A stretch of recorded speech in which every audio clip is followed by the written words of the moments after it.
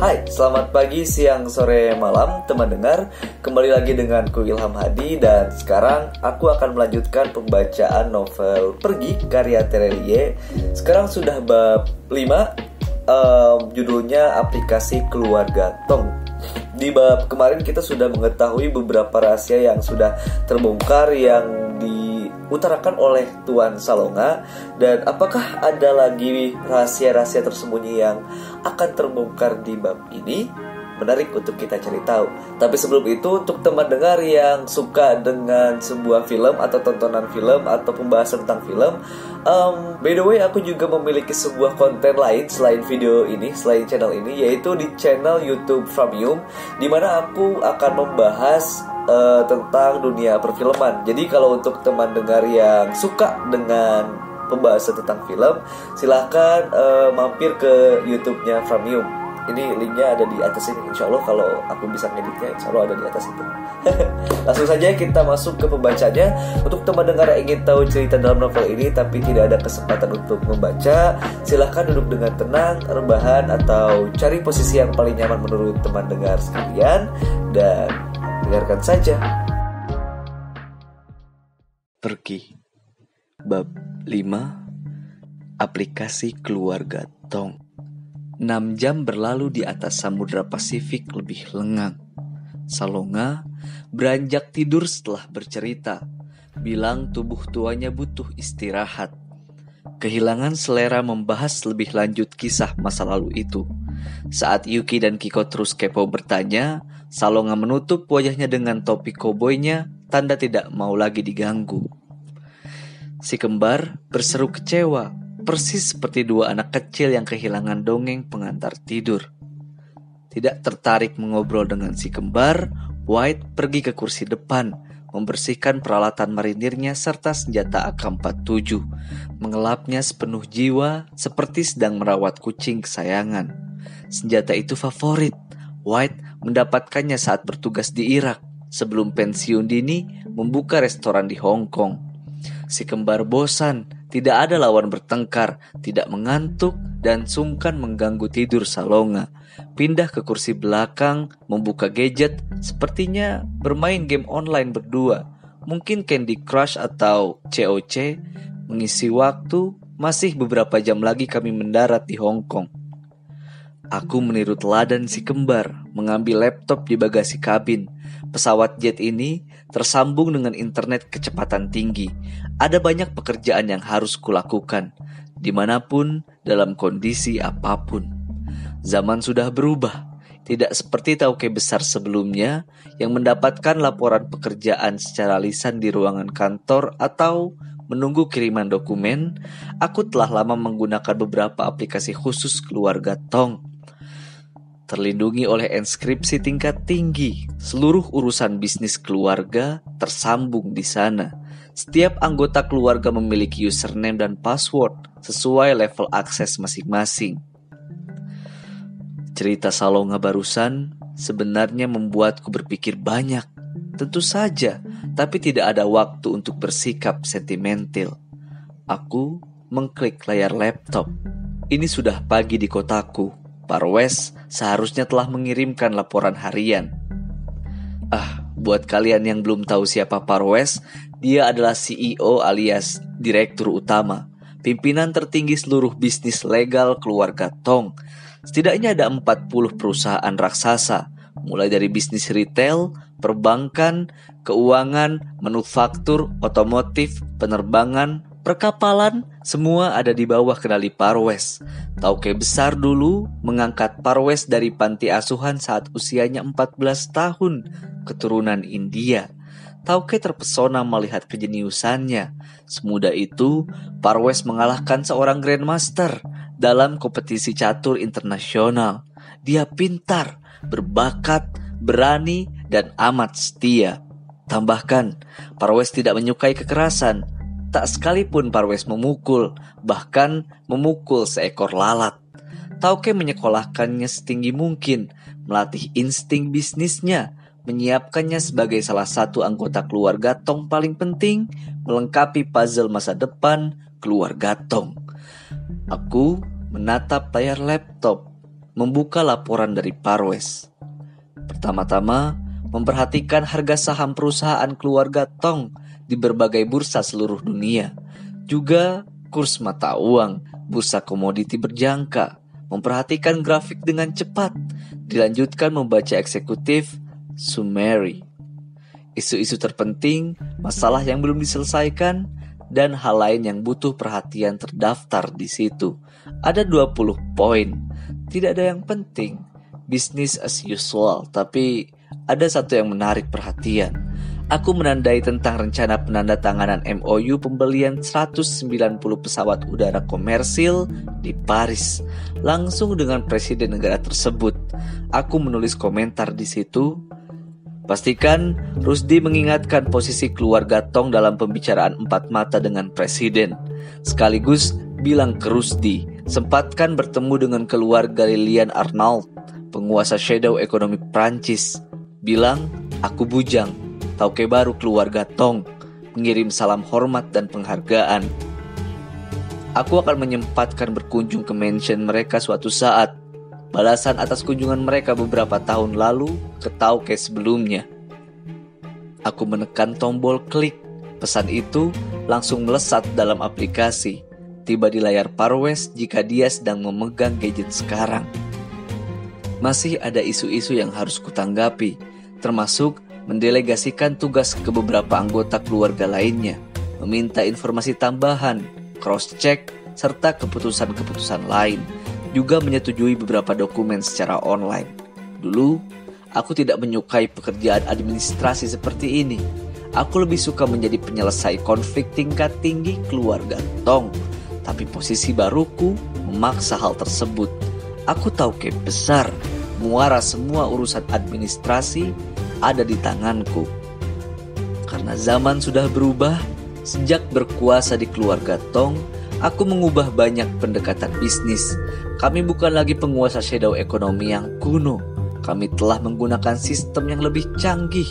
Pun, semua anggota dinilai dari kinerjanya, reward and punishment. Jenjang karir mereka jelas. Kini bukan lagi seseorang yang paling jago berkelahi, paling besar, paling menakutkan yang punya kesempatan promosi terbaik, melainkan yang bekerja juga dengan otaknya. Tapi promosi tidak berlaku jika hanya pintar, sementara tekadnya lembek. Di keluarga Tong, semua orang harus memiliki keberanian. Menjadi keuntungan terbaik jika seseorang memiliki semua aspek itu.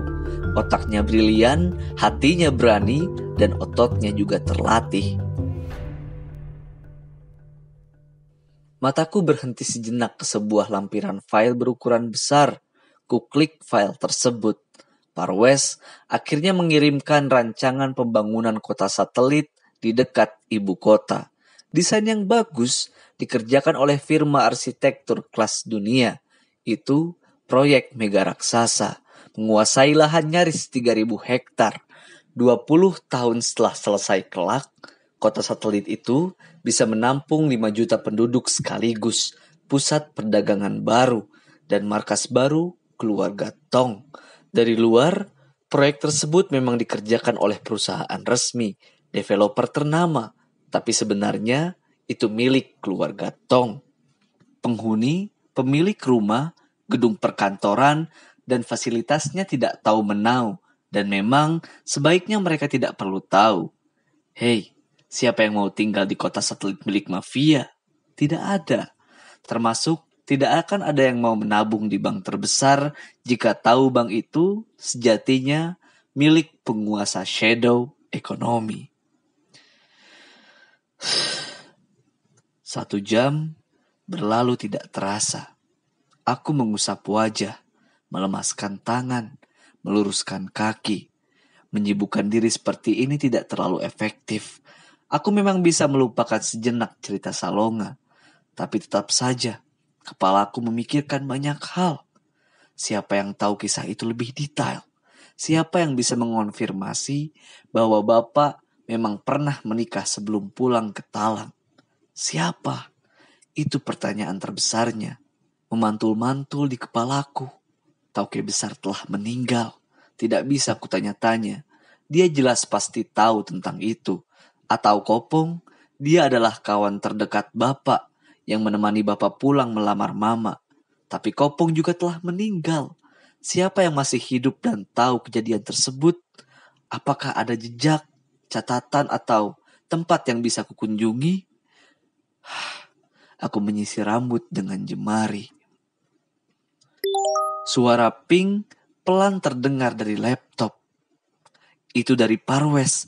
Dia baru saja mengirim pesan. Aku membuka pesannya. Aku sudah bilang ke Rusdi tentang perintahmu. Dia akan melaksanakannya. By the way, Bujang, apakah kamu jadi menghadiri pernikahan putri bungsu keluarga Yamaguchi 2 hari lagi di Tokyo? Mereka tetap akan membuat resepsi besar. Aku menatap layar laptop, mematut-matut. Undangan itu sudah aku terima sejak seminggu lalu. Keluarga Yamaguchi adalah salah satu dari 8 keluarga penguasa shadow ekonomi dan terhitung dekat dengan Tauke besar sebelumnya. Mereka lebih menyukai keluarga Tong dibanding Master Dragon. Persis setelah menerima undangan tersebut, aku menelepon langsung Yamaguchi, mengucapkan selamat, sekaligus menyarankan agar acara pernikahan itu dilakukan tertutup, mengingat perkembangan situasi. Tapi itu pernikahan terakhir di keluarga mereka. Putri bungsu, istri Yamaguchi, tidak akan sependapat denganku. Baiklah, aku menulis jawaban. Aku akan menghadirinya. Parwes mengirim pesan lagi. Bagaimana dengan misi di Meksiko? Aku kembali mengetikkan jawaban. Dan dibalas, baik Bujang, hati-hati di perjalanan. Aku akan mengabarimu jika ada informasi baru kalau benda tersebut dijual di pasar gelap. Kita akan tahu. Parwes meninggalkan percakapan. Percakapan kami juga menggunakan aplikasi khusus keluarga Tong. Tampilan dan fiturnya sama seperti aplikasi pesan yang dimiliki banyak orang. Juga bisa mengirim selfie jika itu penting sekali dilakukan. Tapi bedanya, aplikasi ini dibentengi sistem keamanan terbaik. Tidak akan ada yang bisa mengintip percakapannya. Keluarga shadow ekonomi yang bisa mengintip percakapan seluruh dunia. Bukan sebaliknya. Sudah lama keluarga Tong berinvestasi pada programmer terbaik dunia. Aku bahkan sedang bersiap membentuk divisi tersendiri dengan kepala divisi khusus. Masa depan pertarungan antar keluarga shadow ekonomi ada di teknologi. Bukan pisau atau pistol. Benda anti serangan cyber yang dicuri adalah salah satu bagian dari proyek jangka panjang tersebut. Aku menutup laptop. Masih beberapa jam lagi kami mendarat di Hong Kong. Saatnya aku istirahat sejenak, meletakkan laptop sembarang di kursi sebelah. Persis aku bersiap memejamkan mata, telepon genggamku berbunyi. Itu jalur yang sangat penting serta mendesak, karena sekarang aku adalah Tauke besar, maka hanya ada satu orang yang bisa meneleponku dalam situasi seperti ini. Togar. Bahkan Parwes hanya mengontakku lewat aplikasi. Siapa Togar? Struktur keluarga Tong ramping dan mudah dipahami. Di bawahku hanya ada 2 orang, Parwes dan Togar. Jika Parwes mengurus bisnis legal, maka Togar adalah kepala tukang pukul, mengurusi kekerasan, posisi yang dulu sempat ditempati oleh bapakku Syahdan, kemudian digantikan oleh Kopong, lantas digantikan oleh Bashir. Togar memimpin 30 letnan serta 1000 tukang pukul keluarga Tong yang tersebar di banyak tempat. Mereka tidak lagi seperti preman zaman dulu, melainkan membaur di banyak titik strategis bisnis keluarga Tong. Terlihat seperti karyawan biasa, tapi sejatinya tukang pukul terlatih. Dan mengisi posisi kepala tukang pukul bukan perkara mudah. Selain paling kuat, paling lihai, dan paling setia di antara kandidat lain, posisi itu harus direbut melalui ritual amok. Ratusan tukang pukul berkumpul di sebuah lapangan luas atau pantai. Lantas, kandidat akan menghadapi semua tukang pukul dengan tangan kosong di sana. Saat teriakan amuk terdengar, perkelahian massal dimulai. 1 melawan ratusan. Jika dia tetap berdiri setelah 60 menit atau lebih, resmi sudah dia menjadi kepala tukang pukul. Togar tidak melewati ritual amok biasa, melainkan bersisian bersamaku menghadapi Bashir beserta tukang pukul pengkhianat lainnya. Selama 1 jam lebih, dia gigih menahan serbuan di bawah gedung, hidup dan mati. Itu lebih dari cukup sebagai pengganti amok. Maka aku mengangkatnya sebagai kepala tukang pukul. Halo Togar, aku mengangkat telepon. Maaf mengganggu Tauke Besar. Suara lantang Togar terdengar. Tidak masalah, ada apa? Kabar buruk Tauke Besar. Katakan. Kami baru saja menemukan instalasi bom di basement kantor pusat perbankan kita. Aku persis sedang di lokasi bersama tim penjinak bom keluarga Tong. Aku menelan ludah. Bom? Seberapa besar bomnya Togar? Cukup untuk meledakkan seluruh basement dan membuat gedung runtuh. Aku menggeram. Ini berarti serius. Bom ini tidak terlalu mengejutkan karena kami sedang dalam krisis. Perang antar keluarga di depan mata. Cara-cara licik seperti itu jamak terjadi. Serbuan terang-terangan, sabotase, pembunuhan, peledakan, atau teknik menikam dari belakang. Segera evakuasi seluruh gedung Togar. Keselamatan karyawan adalah prioritas. Cari alasan bahwa kalian sedang ada pelatihan pemadaman kebakaran atau genset rusak atau apalah. Pastikan tidak ada informasi yang bocor keluar. Jangan libatkan pihak lain, termasuk kepolisian. Selesaikan diam-diam. Aku tidak ingin media tahu. Itu bisa merusak harga saham. Apakah Parwes sudah diberitahu? Aku segera meneleponnya setelah ini Tauke Besar. Oke, pastikan bom itu tidak meledak Togar. Siap Tauke. Dan masih ada satu lagi kabar lebih buruk. Apa? Kami menemukan bukti kuat di lokasi bom jika ada letnan kita yang menjadi mata-mata keluarga Master Dragon. Aku terdiam lagi. Itu jelas kabar lebih buruk. Meski sebenarnya itu juga lazim terjadi antar keluarga penguasa shadow economy, yakni meletakkan mata-mata di berbagai tempat penting, termasuk keluarga lain. Keluarga Tong juga melakukannya. Tapi ini tetap mengejutkan, karena setelah Bashir kalah, Togar atas perintahku menyingkirkan banyak sekali letnan dan tukang pukul yang dicurigai bermasalah. Siapa letnan tersebut Togar? Chen, letnan yang bertugas di kantor pusat bank. Dia luput satu hal, mungkin terlalu percaya diri akan berhasil. Sidik jarinya ada di instalasi bom. Positif itu miliknya. Kami sedang memburunya. Lokasinya sudah diketahui. Chen, aku mendengus. Aku tahu anak itu. Aku sendiri yang merekrutnya 5 tahun lalu. Catatan resumnya bersih, pintar, menguasai bela diri, datang dari daratan Cina, dan bisa berbicara dalam beberapa bahasa. Tangkap dia hidup-hidup Togar. Aku akan bicara dengannya sebelum dieksekusi. Mungkin itu berguna untuk mengetahui rencana Master Dragon lainnya. Siap Tauke Besar. Terima kasih banyak. Aku menutup sambungan, menghembuskan napas pelan. Urusan ini semakin serius. Siapa yang menelpon bujang? Salonga yang duduk di seberangku telah bangun, melepas topi dari wajah. Dia terlihat segar setelah tidur 6 jam. Togar Salonga.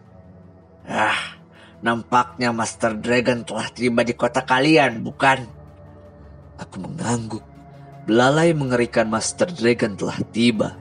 Dia telah terang-terangan mengirim pesan peperangan lewat instalasi bom masif tersebut. Jika kantor pusat perbankan kami runtuh, bisnis keluarga Tong akan terganggu. Itulah tujuan Master Dragon. Aku berdiri, segera membuat keputusan, melangkah menuju kokpit. Lebih mendesak aku kembali ke kota kami daripada menuju Hong Kong sekarang. Melakukan konsolidasi di markas keluarga Tong, bersiap atas serangan lain, melapis pertahanan, sambil menyusun rencana pembalasan.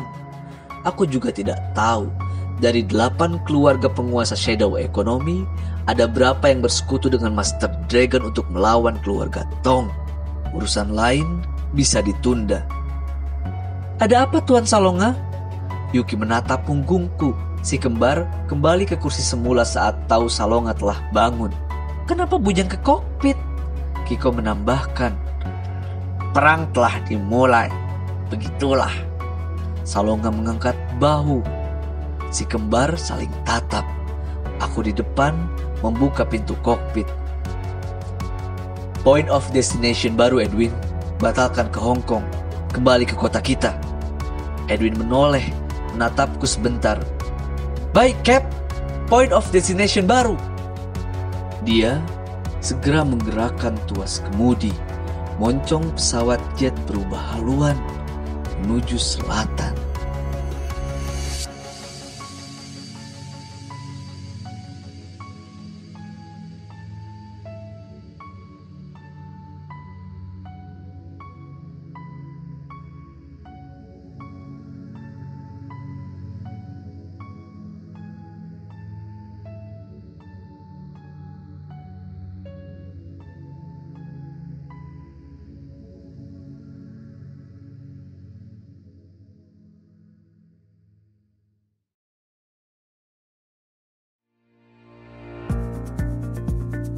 Itulah tadi bab 5, pembacaan bab 5 novel Pergi, aplikasi keluarga Tong. Waduh, ternyata ada seseorang yang berkhianat di dalam keluarga Tong. Wah, ini menarik. Belum selesai dengan misteri ayahnya Bujang, ada lagi misteri dari kejahatan Master Dragon mungkin. Ini siapa nih penyusup yang tiba-tiba ada di keluarga Tong? Kita tunggu saja di bab novel Pergi selanjutnya ya. Siapa tahu akan dibahas sampai tuntas nih siapa sebenarnya pengkhianat itu. Oke, itu saja untuk hari ini. Terima kasih karena teman dengar sudah mendengarkan sampai akhir.